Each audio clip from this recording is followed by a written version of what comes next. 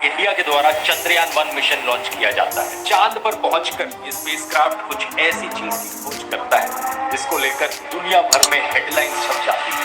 Water on the moon. Chandrayaan पहली बार इसका ठोस सबूत लाता है दुनिया के सामने कि चांद पर पानी मौजूद है। लेकिन आज दुनिया की नजर है इंडिया के चंद्रयान-3 मिशन पर। आखिर कौन सी नई खोज चंद्रयान-3 का मिशन करेगा और चंद्रयान-2 का मिशन क्यों फेल हो गया? तो इंसानों ने चांद पर मिशन भेजने शुरू किए थे और तब से लेकर अब तक टेक्नोलॉजी जैसे जैसे इंप्रूव होती गई है, इन मिशन की कॉम्प्लेक्सिटी भी उतनी ही बढ़ती गई है। सबसे पहले सबसे सिंपल टाइप के मिशन होते हैं फ्लाई बाय मिशन। इसमें एक स्पेसक्राफ्ट को भेजा जाता है स्पेस में जो चांद के पास से गुजरे, यानी चांद के चारों ओर ये गोल गोल नहीं घूमे बल्कि चांद के पास से उड़कर ये बगल से निकल जाए। सबसे पहला successful fly bye mission Soviet union के द्वारा लॉन्च किया गया था जनवरी 1959 में, जब इन पास आकर चांद के ऑर्बिट में गोल गोल चक्कर लगाते हैं। इसे लूनर ऑर्बिट कहा जाता है और यहाँ से ये चांद के सरफेस और एटमॉस्फेयर को स्टडी करते हैं। टिल डेट 40 से ज्यादा सक्सेसफुल ऑर्बिटल मिशंस हो चुके हैं और आज के दिन तक ये मोस्ट कॉमन मून मिशन का टाइप। क्रैश लैंड कराने का क्या तुक बना? इसका जवाब बड़ा सिंपल है। क्रैश लैंडिंग करने तक का जो समय जब वो चांद के करीब करीब आए जा रहा है, उसी समय में काफी सारी इंस्ट्रूमेंट की रीडिंग्स ली जा सकती है, इसलिए इम्पैक्ट मिशन भी काफी यूजफुल होते हैं। चंद्रयान-1 हमारा एक इम्पैक्ट मिशन था। जो हिस्सा स्पेसक्राफ्ट का अलग होकर चांद पर जाकर क्रैश लैंडिंग करता है उसे मून इम्पैक्ट प्रोब कहा जाता है। चंद्रयान-1 के मून इम्पैक्ट प्रोब में एक इंस्ट्रूमेंट लगा था Chandra's altitudinal composition explorer, short में इसे चेस कहा जाता था। एक मास स्पेक्ट्रोमीटर था जो हर 4 सेकंड में रीडिंग्स लेता रहता था जैसे जैसे ये चांद के करीब आ रहा था क्रैश लैंड करने के लिए। और इसी इंस्ट्रूमेंट की मदद से हमें पता चला कि चांद के एटमॉस्फेयर में पानी मौजूद है।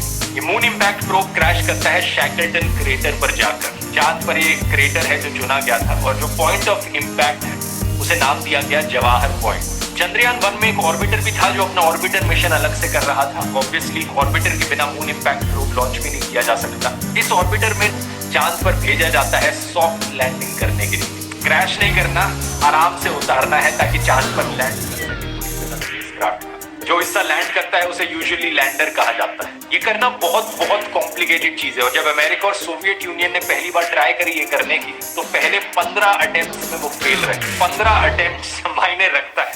साल 1966 में पहला सक्सेसफुल अटेम्प्ट किया जाता है एक बार फिर से सोवियत यूनियन के द्वारा, इनके लूना 9 मिशन के द्वारा। दुनिया की पहली सक्सेसफुल लैंडिंग थी ये मून पर और इसी स्पेसक्राफ्ट ने पहली फोटो भी खींची चांद के सरफेस। ये फोटो कुछ ऐसी दिखती है। ज्यादा हाई क्वालिटी फोटो एक्सपेक्ट मत करो, ये 1966 की बात है। वैसे स्पेस के वीडियोस देखकर दोस्तों अगर आपको इंटरेस्ट आता है इसी फील्ड में अपना करियर बनाने में, एरोस्पेस और रॉकेट साइंस, लेकिन हैवी और बड़े बड़े होते हैं तो ये चांद पर लैंड करके बस रुक जाते हैं वहीं पर, हिलते नहीं उसके बाद। अगर वहां चांद के ऊपर जाकर हिलना है, मूव करना है, तो इस प्रॉब्लम को सॉल्व करने के लिए अगली कैटेगरी आती है मून मिशंस की, जो कि है रोवर मिशन। रोवर्स ये छोटे से रोबोट्स होते हैं जिन पर पहिए लगे होते हैं ताकि ये लैंडर से बाहर निकलकर सरफेस पर मूव कर पाए। रोवर्स की मदद से डायरेक्ट कांटेक्ट बनाया जा सकता है चांद के सरफेस पर। पहला सक्सेसफुल रोवर चांद पर भेजा गया था नवंबर 1970 और गेस कर सकते हो कौन सा देश था यहाँ पर? एक बार फिर से